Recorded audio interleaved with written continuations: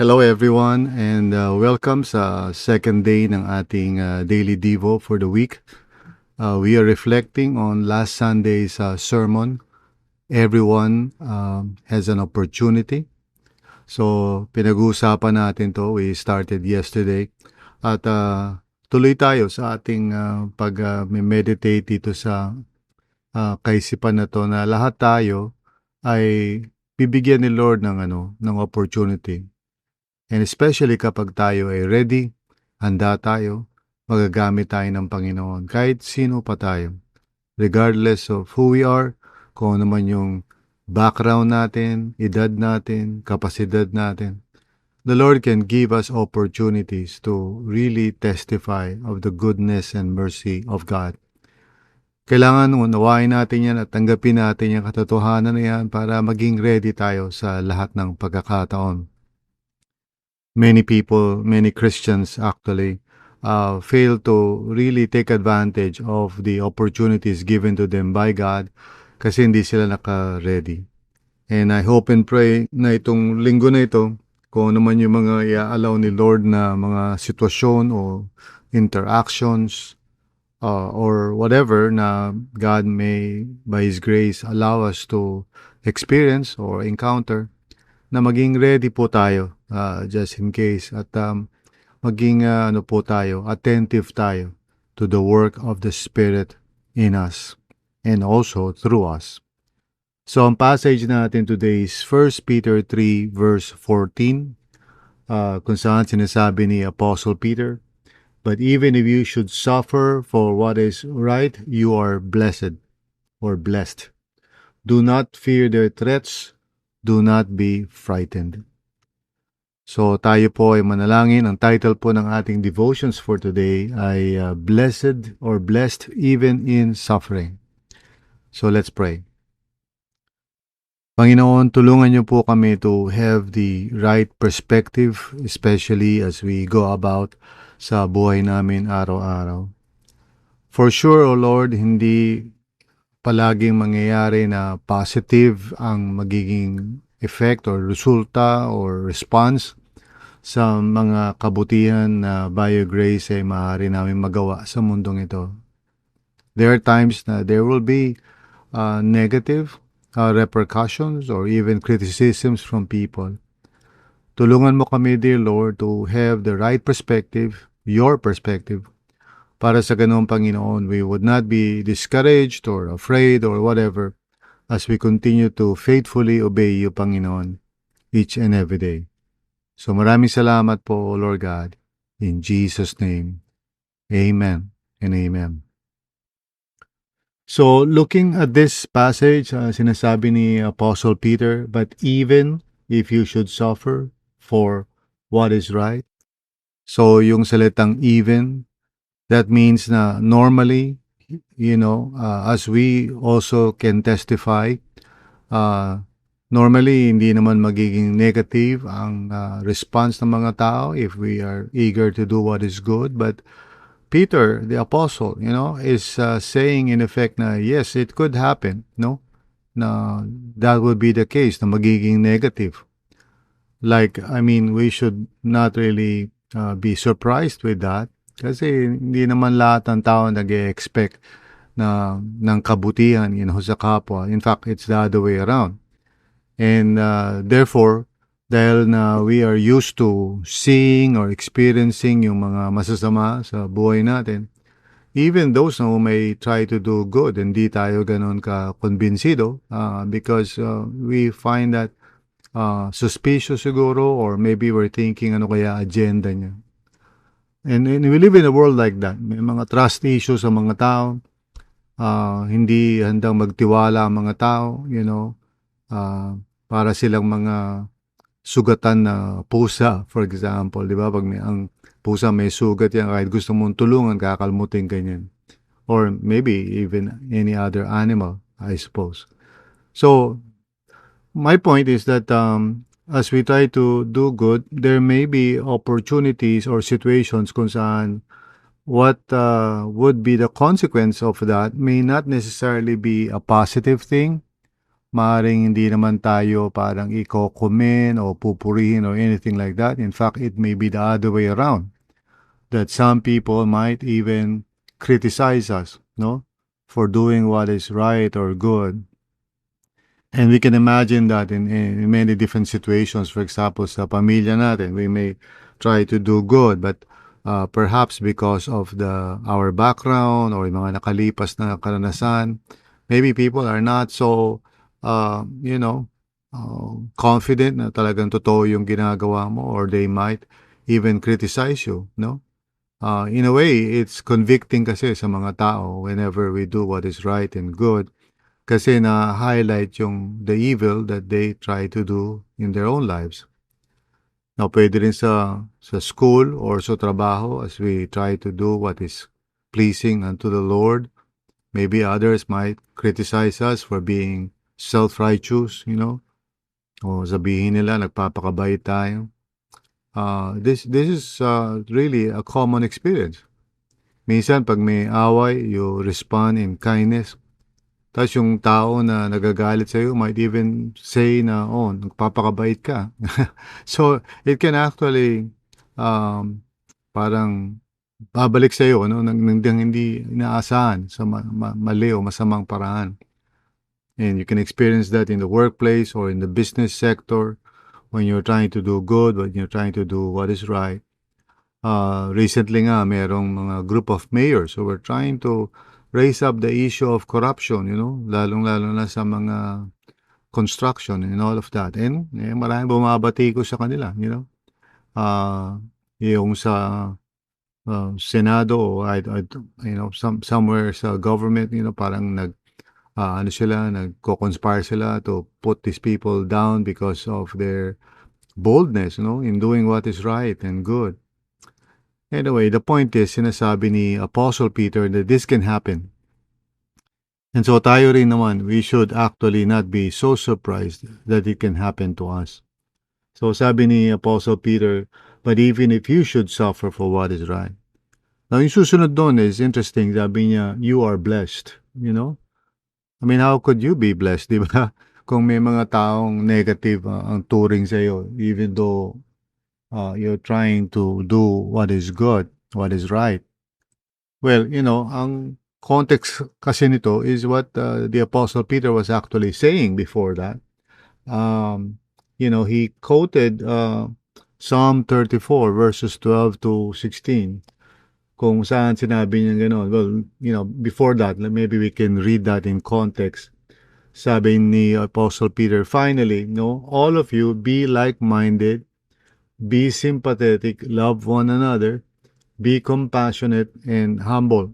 So these are character traits of those who in Christ are being transformed by Holy Spirit.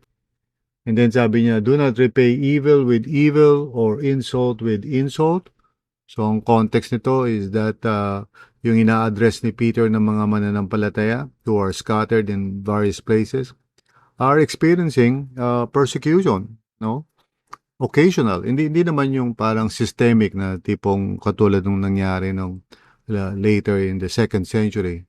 This is a 1st century scenario kung saan yung mga mananampalataya, because they were a minority, were persecuted, both by Jews as well as Gentiles. So they were having a hard time. So they were suffering evil, and insult. Pero sabi ni Peter, do not repay evil with evil or insult with insult. So wag silang lalaban, wag silang gaganti. On the contrary, sabi ni Apostle Peter, repay evil with blessing. So in other words, we are to speak blessing to these people. We are to pray for them. We are to do good to people. Because, sabi niya, to this you were called so that you may inherit a blessing. Now, what Peter is talking about is the fact na ito yung sinabi rin naman ng Panginoong Jesus, blessed are, or blessed are you if you are persecuted. Sinabi ni Lord yun sa Sermon on the Mount. And so there's a blessing, and then he quotes the Old Testament to further reinforce that idea. Sabi niya, sa Psalm 34 ito, for whoever would love life and see good days must keep their tongue from evil and their lips from deceitful speech. So, kung gusto daw natin magkaroon ng life and good days, which is what blessedness is all about. It's the kind of life that God wants to give to His people. It's the shalom kind of life, It's more than just parang being happy outwardly. It's living the good life, The blessed life, in other words. So sabi niya that we must watch our tongue, yung ating bibig, the way we respond, the way we speak, okay? Iwasan daw natin yung deceitful speech, yung parang di tayo nagsasabi ng totoo, we say one thing but mean another, okay? Iwasan daw natin na lalabas sa bibig natin yung evil or that which hurts other people. So, bantayan daw natin yung ating pananalita. And then, sabi niya sa verse 11, they must turn from evil and do good. So, actions naman ito. They must seek peace and pursue it. So, relationships. So, we are to be the kind of people na pag nagsasalita tayo, we don't hurt people. Pag kumikilos tayo, meron tayong ginagawa, ang nagiging resulta ay yung benefit sa ibang tao. And then, yung relationships natin are peaceful.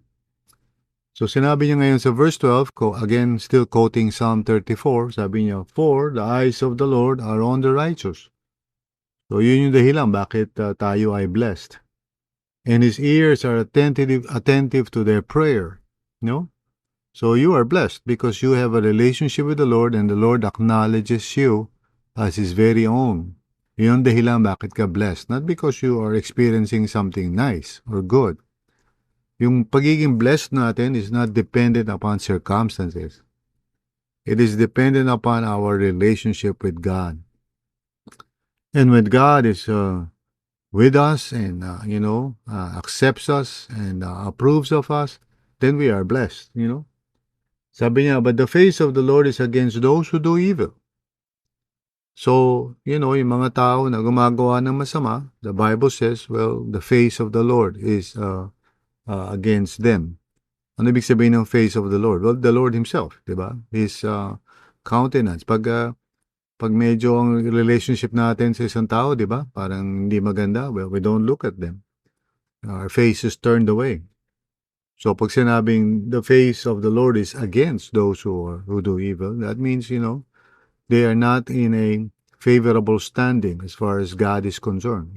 God is about to judge them or punish them. So, in essence, ito yung sinasabi ni Peter sa verse 14. But even if you should suffer for what is right, you are blessed. You are blessed. And then he adds itong quotation na to from Isaiah chapter 8 verse 12. Sabi niya, do not fear their threats. Do not be frightened. No? So, the Lord was speaking to the prophet, basically encouraging him, and all those who trust in the Lord, not to be afraid, even if there are threats or even if there are, people who might be threatening or challenging them or whatever, mga evil people. Sabi ng Panginoon sa kanila, do not be afraid. Do not be frightened. So, in other words, as we pursue a lifestyle of doing good by the grace of God, siyempre, through the help of the Holy Spirit, we rely on the Lord and in our relationship with Him, regardless of ano man yung magiging resulta niyan, kung ano man yung magiging consequence, and it could be negative in some cases, the Word of God says, tuloy lang tayo. Just wag tayong gaganti, evil for evil or insult for insult.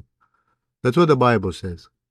So kapatid, if you are in a situation right now and meron kang opportunity to do what is good, then just do it. Don't worry about the results.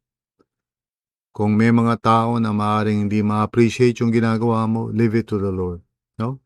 It is to God that you are accountable to. So, at home, sa pamilya ninyo, do what is good, what is beneficial for other people. Do that which is pleasing to God for the sake of others. Huwag tayong gumawa ng mga masasama, either sa salita o sa gawa. At i-pursue natin yung peace sa relationships natin. Makipagkasundo tayo, humingi tayo ng patawad kung may mga offenses tayong nagagawa. Makinig tayo sa mga tao kung meron silang mga napupuna sa atin. In humility, tanggapin natin yun. Mag-sorry po tayo. At makipag-reconcile tayo sa mga tao. Huwag tayong gumawa ng mga bagay na makaka-hurt sa kanila, whether in word or in deed. Let's pursue, the kind of life that is really of the Spirit and in the Spirit in terms of yung ating behavior sa mundong ito. Remember, we live in a world kung saan ang mga tao by instinct do evil. Hindi nga nila iniisip yan. It's just instinctive, no? Tingnan mo yan, panoorin mo yan sa paligid mo, people will just do evil. Either sa salita, basa ka sa social media, kung paano magsalita ang mga tao sa kapwa, masasakit, they would use insult or whatever para manakit ng kapwa through their words. They may not be saying it vocally, but they are writing it, so same pa rin yun. Salita pa rin yun. Or they may do things that would hurt other people. This is just so common, it's everywhere. Yeah, and well, kung sino man tao yan, normally, by instinct, they would do what is wrong or evil in the eyes of God because they have no fear of God in their hearts. So, expect natin yan, that people may not necessarily appreciate what is good. Now, although, of course, siyempre, generally speaking, people would appreciate that normally. Pero may mga tao talagang, even if you're doing what is right or good or pleasing to the Lord, they may not actually respond favorably to that. They can even be, insulting or mag-a-accuse sila sa atin of insincerity or something which can easily discourage us kung nakatingin lang tayo dun sa mga bagay na yun. Let's look to the Lord. And sabi ni Peter, the apostle, you are blessed. Don't worry about it.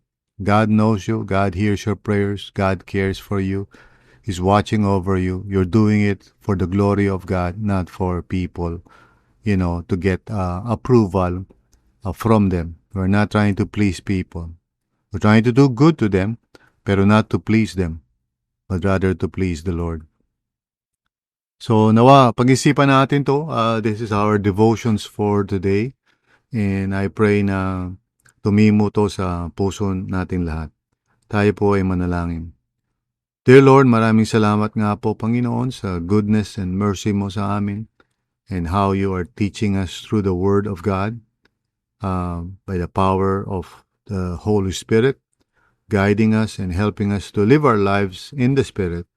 So, Panginoon, tulungan niyo nga po kami sa pang-araw-araw namin, even today, sa mga kapatiran ko in whatever situation. Lord, tulungan mo ang bawat isa. If we are given an opportunity to do what is right and good, nawa piliin namin yun. Regardless, Lord, kung ano man yung maging response ng mga tao, o ano man yung maging consequences nito. Lord God, help us to trust in you always, to depend on you, to do what is your will, Lord God. For you have created us, and you have called us to be a blessing in this world. Not a people who would be a curse sa mundong ito, but rather a blessing. Help us to be a blessing, O Lord, for you have blessed us, Lord God. So maraming salamat, Panginoon, in Jesus' name. Amen and amen. So God bless you, and if this is the first time that you have come across this podcast, do visit our website at online.rlcc.ph. Again, online.rlcc.ph. Visit us, or you can just type rlcc.ph and, let us know how we can help you. We can pray for you or whatever. And may the Lord just continue to bless you and keep you always. In Jesus' name. God bless everyone. Thank you, Paul.